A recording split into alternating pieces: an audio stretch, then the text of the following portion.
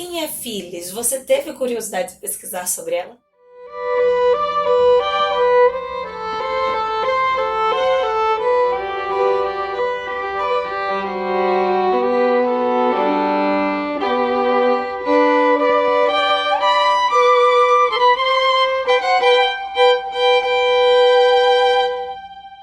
O que temos para hoje são os Cicineias. Eu sou a Larissa Bertolino. Você está no canal Uma Garota Quixotesca, onde nós tratamos de literatura, sempre partindo de ideias, pressupostos, personagens, temáticas que partam do nosso queridíssimo Dom Quixote de la Mancha. E eu já te digo que para esse segundo semestre nós vamos ter muito mais Dom Quixote. Mais especificamente, você se encontra no episódio 1 da jornada de leitura conjunta Ocios de mi Juventud. Estamos lendo esse conjunto de poesias do Cadalso, esse ilustrado, esse pré-romântico espanhol, que logo no seu prólogo nos pede para pormos de lado nomes como Ovídio, Virgílio, o próprio Homero e muitos outros. Ao mesmo tempo que ele faz uma crítica, é uma espécie de convite a poetas atrevidos, a poetas novos. Não à toa, José Cadalso é o primeiro poeta romântico da Espanha, esse movimento que vem tratar de literatura nova, de novas formas do verso livre, e ele chama aqueles artistas como ele a tentar superar a tradição. Citando esses nomes também, ele se coloca nesse período de transição. Não é apenas a ilustração como algo que está retomando os clássicos, exaltando os clássicos, mas buscando uma inovação que, numa medida menor do que aqui nas colônias, mas que viria também até uma espécie de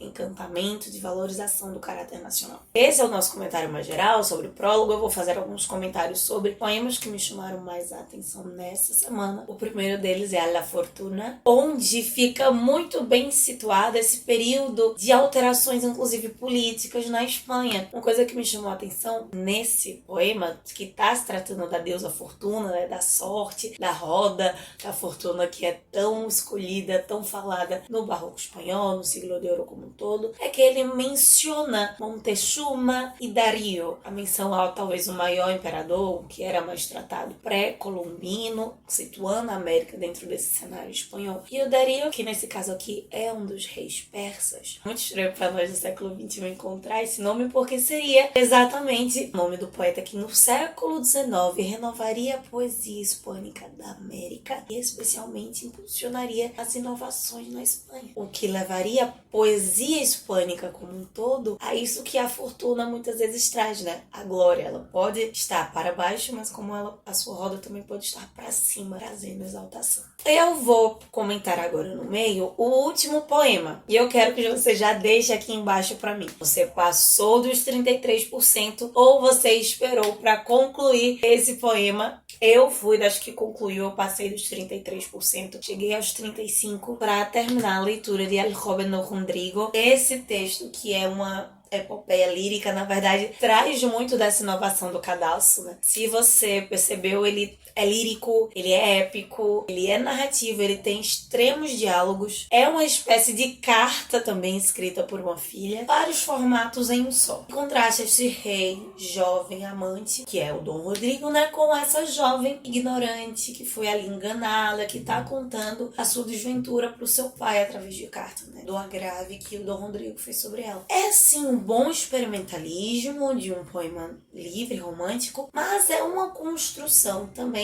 à la Cervantes nas suas novelas exemplares, de uma mulher sofrida por uma desventura amorosa, mas se coloca ali também racionalmente, né? Apresenta a sua defesa, a sua sagacidade, a sua inteligência, por mais que ela tenha sido enganada nesse outro aspecto. E a pergunta que eu coloquei pra você lá no início, me responde aqui embaixo, se você foi atrás da mitologia, você pesquisou no Google quem era Phyllis. Se você não pesquisou, ela apareceu bastante nessa primeira leitura e vai aparecer várias vezes até o final do texto, então já vou deixar situado para você para ajudar nas suas próximas leituras. quem é Phyllis? Lembra os ilustrados e o cadastro aqui como ilustrado hiperromântico vai apelar bastante à tradição clássica. Lembra do Teseu, o herói que mata o Minotauro? Ele tem um filho, esse filho vira rei de Atenas, se chama Demofonte, e ele vai se casar com a filha do rei de Trácia, que é a Phyllis. Na história, né, da Guerra de Troia, ali da Odisseia, o Demofonte vai para a Guerra de Troia, deixa, né, a esposa esperando por ele, só que ele não volta da ilha de Troia para Atenas, e sim ele vai para uma outra região dali da Grécia e acaba abandonando a Phyllis, sua esposa. Dependendo da narrativa, os finais da Phyllis pode ser um suicídio ou outro tipo de morte, mas sempre muito trágico, por esse abandono. O cadastro acaba utilizando a Phyllis como essa representação dessa mulher espanhola sofrendo por abandono, sofrendo pela perda do amor ou a visão que ela tinha do amado. Ela acaba sendo, então, mesmo que uma releitura de uma heroína greco-latina, uma heroína clássica, a primeira heroína romântica espanhola. Por isso que ela vai ser tão importante, que ela vai ser tão repetida nesse livro como todo, e nós vamos mencioná-la ainda nessa jornada de leitura conjunta. E como eu combinei com você lá no vídeo de apresentação, eu sempre vou estar tirando algum verso, alguma estrutura, alguma coisa para nós aprendermos da gramática do espanhol. Por isso eu escolhi algumas citações de alguns poemas diferentes que nós já vimos nessa primeira parte, mas que fazem referência a Phyllis. 2 deles têm uma estrutura e um terceiro tem uma outra estrutura que são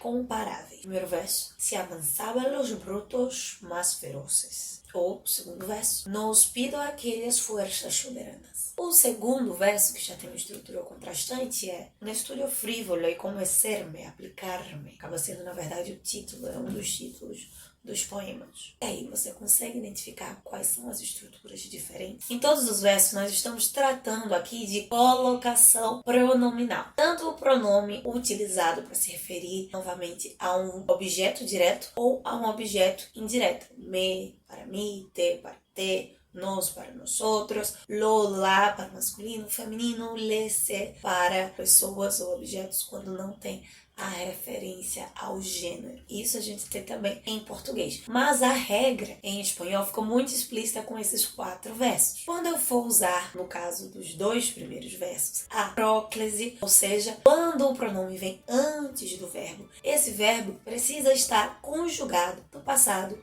no presente ou no futuro.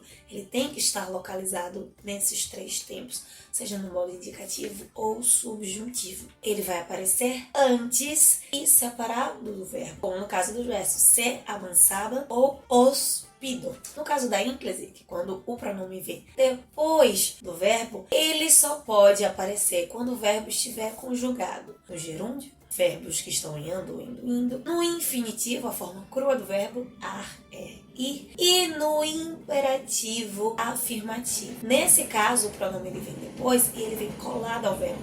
Como a gente escreve, por exemplo, vende-se com hífen, mas no espanhol não existe hífen, então o pronome ele vai vir juntinho ali, escrito junto. Como é o caso do terceiro verso. No estudio frívolo e convencer-me, aplicar-me. Os 2, no caso, estão no infinitivo, por isso o pronome vem escrito junto e após o verbo. Então é isso, meus queridos cavaleiros andantes. Este foi o nosso comentário, as explicações sobre a primeira parte de Ostios de mi Juventud.